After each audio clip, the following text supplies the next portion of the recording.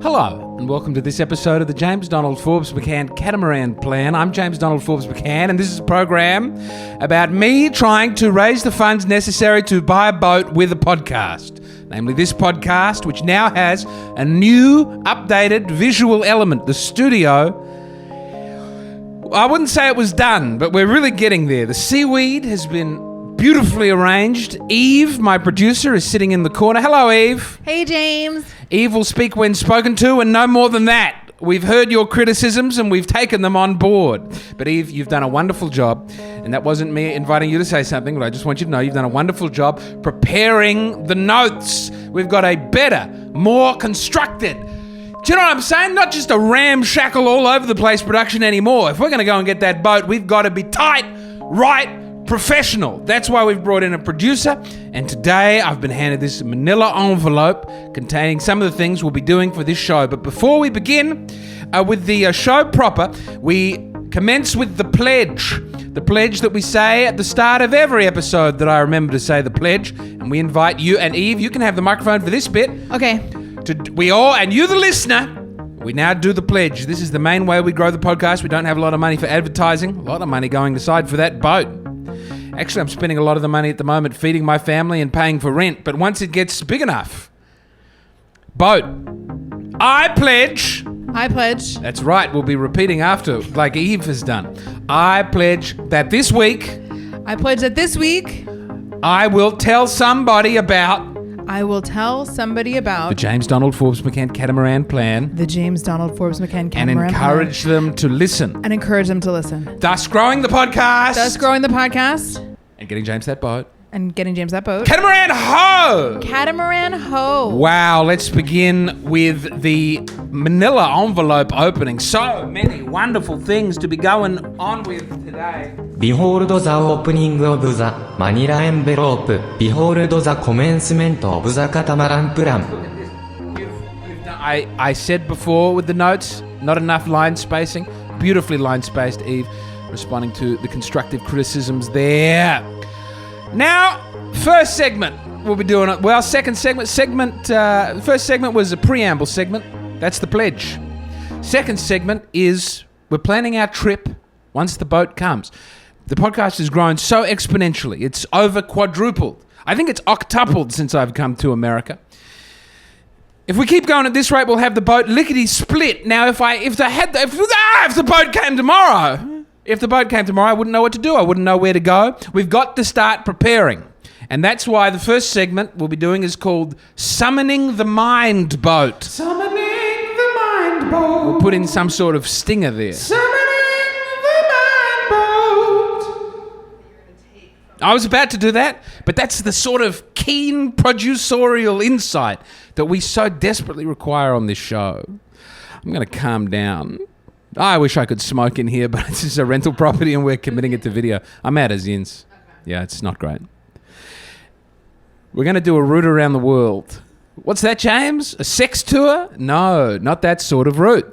Route.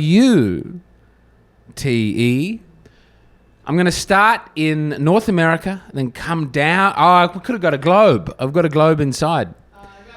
We do have a map. We're going to start here. In this uncharted part of the map. And we're going to come down and around and then over and then up and then down to Australia. My thought is to go backwards around the world, thus maximizing the use of the boat. So after we leave North America, presumably in, Los Angeles, that's where we might buy the boat.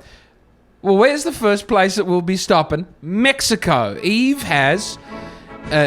you've assembled how many facts? 1, 2, 3, 4, 5, 6. Wow, I only said you had to get 5. 6 fun facts about Mexico that I might prepare myself for the journey. Here we go. Mexico is fact number 1. Are these arranged in any order? I put them in a certain ascension, but there's no... Are they getting funnier or are they getting... I don't know. You'll have to be the judge. All right. I just gave you facts. You're the funny. Mexico has the second highest number of Catholics of any country, with more than 96 million Catholics out of a population of 130 million. Wow, that's a lot of Catholics. Have you just done this? Are they all about Catholicism? Have you done that? I just figured that we can have an ongoing Catholic index figure for each country. I like that. Yeah. I mean, I don't know how... I think they might be that sort of You know these Hispanic Catholics, some of them very devout, so beautiful. Some of them, they do this, they kill a nun, they sell drugs to children. I've seen it out there. I don't know what you're talking about. Microphone down. When you're spoken to, you may speak. So a lot of Catholics. What's the number one, though, I wonder? I forget. Is it America? It's got to be Brazil. Brazil. It's got to be Brazil. A lot of evangelicals converting in South America. Did you know that? Listener? Mexico City is sinking about 20 inches per year. So I like to call it one little James. For comparison, Venice sank 9 inches in all of the 20th century. During the same time, Mexico City sank 30 feet. That's so many little Jameses. That's too much sinking. Fact number 3, Mexico has more pyramids than Egypt and also has the world's largest pyramid. Let's be honest, those pyramids aren't going to be as good or as interesting. Mexicans drink more Coke per capita than any country in the world, 2.2 litres per person per day. That can't be right. It's right. You fact-checked that? I fact-checked it. 2.2 litres per person per day. On average. Are you sure that's the Coke that you think... You're right. It's all just cocaine. Yeah. They do 2.2 liters. 2.2 litres per day. Wow. 2.2 litres. Do you know what that is in America? That's like a gallon. Isn't it?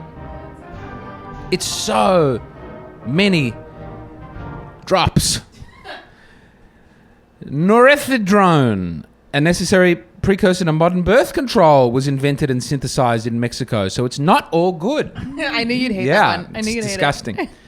Look at that. High number of Catholics and invented birth control. Shame on them. Oh, look at that. You said that there was one special thing for each one of them. It's the Jew news, isn't it? You can't resist That one's bringing your fiendishly evangelical Judaism to the show. Mexico just elected a Jewish woman as president. You're welcome. Yeah. Sometimes 2 wrongs do make a right. That's what I say. All right. Now we come to a very special part of the podcast. Pearls of Wisdom. Pearls of Wisdom, tell the brother. I'll leave a pause there so that we can put some music or something. Pearls of Wisdom. We need women to listen to this show. Watch this show. Just drink up the visual element. We've got advice. We've got advice now. Advice column. Women love advice. They love getting it. And Eve has gone and looked at the Guardian's advice column for a piece of advice that I can improve. Now, hold on. Did you write what they said as well? I just copied and pasted it. Okay. So do you know what the official response is? No. So we'll just assume it was bad because it was the Guardian. I know that you don't like most people, so and I did read it, and it was always like, well, the important thing is to consider, Yes. and that's not you. When I've been doing the advice column, I'm doing that more and more. Someone was like, my ex feeds our kids before pizza night when she drops them off. And it's like, what advice are you going to give there other than have a meaningful conversation, try and be heard, try and be there? But you can't be like, force the kids to vomit or just like Or bash shoot her. your ex. Yeah. Because now you're a father and you're like, well, actually, it sounds like she's a really good parent. Yeah, when my wife leaves me, I hope she's feeding the kids before she drops them off. Of course. She'll never leave. Well, maybe. Some strong edits out. My daughter is in her early 40s. She would really like to have met a partner and had a family. However, having been single for a number of years, she is now considering IVF treatment. It's the problem of having a producer who knows who I am. Is everything going to be Catholic birth control stuff? Everything's going to be something I think you'll enjoy. At times, she has taken medication for depression, which has been helpful.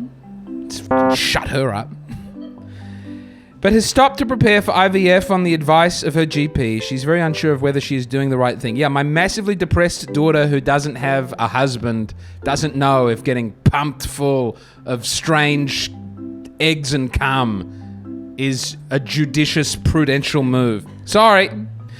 I'm not sure if the effects of coming off the antidepressants are causing her to wonder if she should continue with the IVF.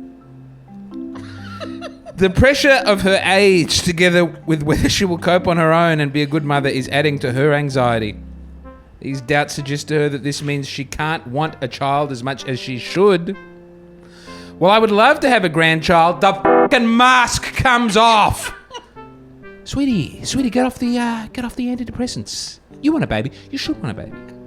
I feel a loss as to how to help her make the right decision. I'm concerned about her depression and coping alone with a baby. She does have a good network of friends who are very happy to support her. No, they're not. You know all these like single women who come around and help you when you have a child. No, they're out finding a husband. Some of them, some are great, and we're so grateful to have the friends we've got. But it's a trope that you lose all your friends when you have a baby. Eve, all right, now this would be an appropriate time to bring Eve into the podcast. I asked you to move into this very converted garage to help me raise the children. Right, that's true. I said you could be a producer, we'll shoot the show, you help me with the kids, we explode into success. And you said I could have free rent as well. Yeah. And I said, and you can quit your job, and you said absolutely not. I said go to something yourself. You can. I'll just I said go fuck yourself. You said go fuck yourself. Because I said this. I said if I love your wife, I love your kids. Yes. You and I are great. If Don't I had love to, me. There we go. What'd you say? We can have. I love you too, but I love you too. I don't want you to take it the wrong way. Yeah. But we've been talking about my dumb phone. How I'm trying to get women to stop with sending the DMs. you pictures of their you-know-whats. But if I had to live with you and mainly share a kitchen with you, I wouldn't be your friend. I wouldn't be your friend. And your kids are great, whatever. But if I was like, I want some tea, and I went in, I'd be willing to sacrifice our friendship to make us more successful and get ahead in this country, and then we could do really well, and then we never talk to each other again in 4 years. That part, we're still working together. We could true. ultimately sacrifice our friendship. Good. Look, ultimately, it's good. It's probably the right move. We do need an au pair. Yeah, of course it's the right move. You know why? Because I'm still speaking to you. If I lived here for free, I would not want to be friends with you anymore. But that's true of anybody with kids. That's true. It's not you. You don't think I can be friends with the au pair? Oh, well, that's a different... Depends on what country she's from. Yeah. You don't think I can be friends with one of these juicy Mexican au pairs when we go to Mexico. Those are your crab hands. Yeah, is that not how everybody fingers? No, all right, but seriously, folks. Seriously, folks, it's very important on this program. This, you know what? This is season 2. We'll get back to this lady and her just terrible situation with her daughter. Early 40s. That must be nightmarish. That is me, for the record. I'm 40. Oh, is this your... Yeah, it's me. It's Dear James. No, I think that... I know what you're going to say. I think you shouldn't have a kid when you're feeling unstable as a single parent. A child is not a good thing to help make you feel better about your life. Right. Like, people should be happy to not have kids. I say this all the time. Maybe it sounds like a dig at my own children, but it's like... Not everyone's meant to have kids. Some people are sterile. Some people had their dicks chopped off when they were 4. Right. You know? Then again, I think also maybe if you think that way, you should probably be more pro birth control. No. People should just stop having sex. Right. Well, that's not going to happen. Yeah, it's a fallen world. But we don't compromise on what the truth is so that people can have an easier, better time. Why would you lie to people about the nature of reality? What's the nature of it? Go raw, leave it in. Feels better all the time. It does, but you know what doesn't feel good is having a child when you're depressed, or being raised by someone who is depressed, and they just got horny once and wanted to bone, and now that's your mom. Sometimes you got to pay the cost to be the boss. That doesn't make any sense. I don't know if that's the official church position, but that's my retort. No, I mean, it's better to have life than not. Better to have life and be raised by a depressed person than not. But I think we owe genuinely more of a duty of care to telling people how to have sex good, the right way, than we do to ensure that depressed people don't have children. Because there will be depressed people always having children. We can't have a position on that. People are always going to fuck up, but that doesn't mean you change the rules for them. Always better to cheat on your partner than to have an open relationship. Because at least then you still know what the truth is. Better not to cheat on your partner. Right. But there's something about open relationships where you go, do you have that feeling? Oh, I think it's horrible. I think honestly, if rent weren't so expensive, you wouldn't have so many open relationships with young people. I think people basically, they just are like, I'm married, this sucks, I cannot afford to live alone. This is the conservative argument for lowering the rent so that people can live more stable lives. But if you cheat, you're cheating on your partner, and that's terrible. But if you have an open relationship, you're cheating on the truth of human nature. From yourself. Yeah. I agree. I've known a lot of people who had open relationships. They all told me to read Sex at Dawn. They all told me... Sex at Dawn? Yeah, it's this book about how it's like, actually, polyamory is our nature, and women are better off for this and whatever. All of them, first of all, the women suffered the most. Do they? Well, it was the women it was the women's idea. Yeah, but you know why? Women do often want to open it up. But you know why? Because the women aren't being boned right, basically. And so they're like, I love you, but I think I should fuck other people, and you can too. Because they're on the birth control leave. No, but these are not women who are on birth control. Oh. Yeah. And these are women in open relationships who are off birth control. Right. But I mean, they're using condoms or whatever. Oh. But in all the cases I know, they broke up, and it was mostly because of the women. This is why you can't let we've gone on down an avenue. This was meant to be a fun, nice, uplifting podcast about boat ownership, not just me saying women can't be trusted to make big decisions. We can always cut it. But I once did have a girlfriend say, we can have a one-sided open relationship, and you can do whatever Italian husband. Could. Yeah. Wow. And because she didn't have a very high sex drive. And right. I found that such a turn-off. Yeah, I was in that. She doesn't want you enough. Oh, to be shackled to frustrating monogamy is the jet fuel by which married life can thrive, I think. Yeah. It's meant to be uncomfortable. As somebody who's not married and not even in a relationship, I think I'm an expert on this. But basically, when you get horny... There's so much of this that's coming out. My point is that... This is not just an opportunity for you to... You told me I could curse. Yeah, you can curse. But as we enter into minute 30 of your obscene sex fantasies, it comes out of the show. No, I'm extrapolating from what you're saying. Eve, put the microphone down. The listeners want some solitary James Donald Forbes McCann time. Encourage your daughter not to have... Just tell her to go and find someone she likes. And if she has a baby, she has a baby. And if she doesn't, that's okay. And if your bloodline ends with her, then shame on you for not having more kids. All right. That's my advice to the mother. It closes that off. That was Pearls of Wisdom. That was Pearls of Wisdom. Pearls of Wisdom on your podcast. Oh, now for a wonderful segment that people love. People are so happy with. People have demanded it return. Ocean News. Ocean News. Republicans now want to rename the oceans after Donald Trump. Love it. A proposed bill from a House Republican would rename coastal waters around the U.S. Where did this story come from? That's at the bottom. No, it's not. That's the article. No, it's not. Oh, no, it's under the title of the article. Ah, yes, it is. It's from The Independent, which I think is actually a globalist shill newspaper. So I'm sure that they're going to be very nasty about this one. A proposed bill from a House Republican would rename coastal waters around the U.S. after former President Donald Trump, whose administration rolled back dozens of environmental rules while he was in office, phrased as though the seas would be absolutely furious to have this happen. Legislation from Florida Representative Greg Steube would rename the U.S. Executive Economic Zone, which is not a great name, the EUEZ. It's called the EUZ, to the Donald John Trump Executive Economic Zone of the United States. Now that's catchy. I love it. That area spans roughly 4.3 million nautical miles and extends no more than 200 nautical miles from the territorial sea baseline, and it's adjacent to the 12 nautical mile territorial sea. I'm bored. In office, Trump reversed nearly 100 environmental rules governing clean water, air, and wildlife. That doesn't feel like it has anything to do with the story. This is a story about naming the sea something cool, and now we're just saying that he's not good on climate change. He said, "Drill, baby, drill" was his slogan. I mean, it's a great slogan.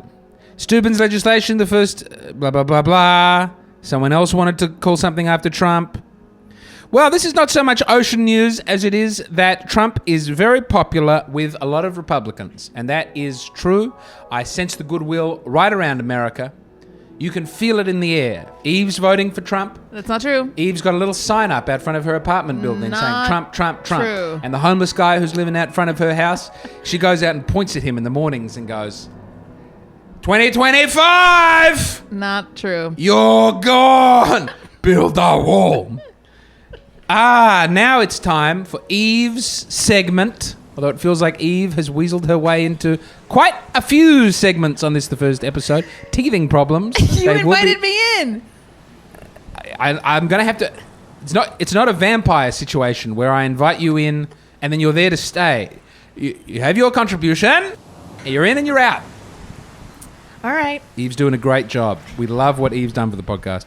This segment is called Shout Out to Ships, and Eve will be telling us about some of her favourite ships. Shout out to ships. Give it up for Eve making her way onto the set.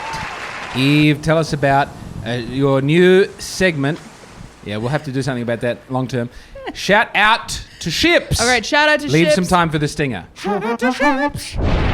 Shout out to ships. Shout out to ships. Oh no, we'll get very Jewish music. Yeah. like shout out. Yeah, well, you have to tell me what the Jewish music is. I don't. It'll be Neil Diamond. Is he Jewish? Okay. King of the Jews. Is he? Yeah. Oh, I didn't know. No. Okay. So shout out this week. This was my segment. Yes. Shout out to ships this week is shouted out to the first cruise ship I ever went on. Wow. Bing bang. I was gonna say bing bang boom. That's your thing. I've never been on a cruise ship. Really? I've Never. been on 3. Wow. Yeah. When I was a kid. I always wanted to be a cruise ship performer. We will. Hold on. Let's do just a little. There we go. Oh, thank you. It's like you want me to be seen. It's called the SS Norway. Okay. All right. So it was a cruise ship originally called the SS France, originally commissioned as a transatlantic ocean liner. Mm-hmm. And it was built in 1960, decommissioned in 2005. And at the time that it was built, get ready, it was the longest ship in the world. What? It was, if I remember... What year was that built again? 1960. Wow. 316 meters. Bigger than the Titanic. Oh, the Titanic was actually pretty small. It was just big at the time. Did not know that. Yeah, I've looked it up. Whoa. Yeah. And it only sailed for like 45 years, this ship. And then it was decommissioned? A long time for a ship, apparently. And when did you get on this ship? I got on the ship in 1989. Whoa. Best year in the ship's history. I read it in the... You would have been only like 26. Has anyone ever told you to go f*** yourself? Sorry, you can... Beep. Bleep. How did you find your time on the ship? It was great. It was me, my dad, my mom, my brother. They had a kids thing. We would go on little treasure hunts. They would stop at all these islands in the Bahamas and the Caribbean. Although I looked this up, apparently the Bahamas is not technically in the Caribbean, or it's not in the Caribbean Sea. Did you know that? This is just some of the incredible nautical facts we'll be discovering on the podcast. Any other fun facts about the ship? Okay, so it was usurped as the longest boat in the world, Oh. but not until 2004 by the RMS Queen Mary Hold II. on, so they built a ship that was longer, and then the next year they decommissioned... I know, that's what happens. Well, there's a little bit more of a dark tale to this. So in 2003, a boiler exploded on the ship, killing 8 members of the crew and injuring 17. I don't think any of the passengers, only the peasants, the crew below deck. You've seen Titanic. I've never seen Titanic. Really? No, I don't like thinking of something bad happening to a boat. So I would never watch it.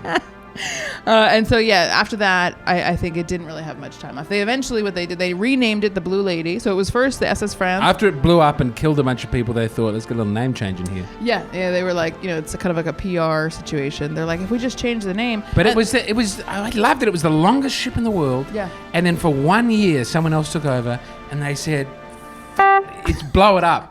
Well, what they did apparently... Blow it up for real this time rather than... They renamed it so that they could auction it off. Ah. Yeah. And there's a piece of it, the hull, I think, I forget, is like somewhere in France. So they broke it up and they sold it to different people. Yeah. Apparently that's what they do. They sell, you get this, you get that, and they might put it in a new boat or they might put it in a museum. Maybe they melt it down. I don't know. But it's now like thousands. I wonder if maybe for the set we could buy a piece of a boat. That's so smart. Maybe we could start building the boat one piece at a time. Maybe we can start with that thing that went down to the Titanic last year that exploded. You know, that little tin can? The submarine? Yeah, that's submersible. Do you think that's available for sale? I'm sure it is, but I don't think that we're going to get it. I think it's a lot of money. Eve, not openly saying that she's Jewish, but just... I'm the producer. That was the only big comment, was people go, Is she a Jewish woman? I couldn't tell. One person said that. Someone knew how to get you. Someone knew, right? Yeah, that's true. And you know what I took that as? Flirting. I was like, really? Sir, I will not sleep with you unless you start, DMing me dirty words for Jews. And then I might think about it. Now it's time for a segment called Fish of the Week. I was meant to do some research and come up with a fish of the week. I didn't do it. So we'll be moving on to the final segment, affirmations. Affirmations. I affirm that I'm going to put some more work into Fish of the Week next time. I didn't do very much. We're going to shoot the next episode right after this one. Affirmation. I'm going to research Fish of the Week before we start that episode, rather than just looking it up right before. I affirm that we're going to keep making this set more beautiful and interesting. Affirmation. I'm happy with the lighting setup. The camera will do for now. We're shooting on an iPhone 11, but I affirm that I'm not done crafting this into a professional operation. We're getting so much closer. I affirm, affirmations. I'm going to be keeping Eve more in a box. This is the James Donald Forbes McCann catamaran plan. If we could have maybe 1 to 2 to 3 interjections from Eve, I think everyone would be satisfied with that. But I also affirm, affirmation, that we've got to go and look up Eve on the Instagram and help her have a successful career. Great comedian, what a lady. I affirm, affirmation, that we are going to persist with this podcast. Obviously the amount of effort required for this episode, order of magnitude greater than it would usually be of just me sitting alone in the car. But I think when you believe in something, you have to be prepared to work for it, and that's what we're doing here on the James Donald Forbes McCann catamaran plan. Affirmation.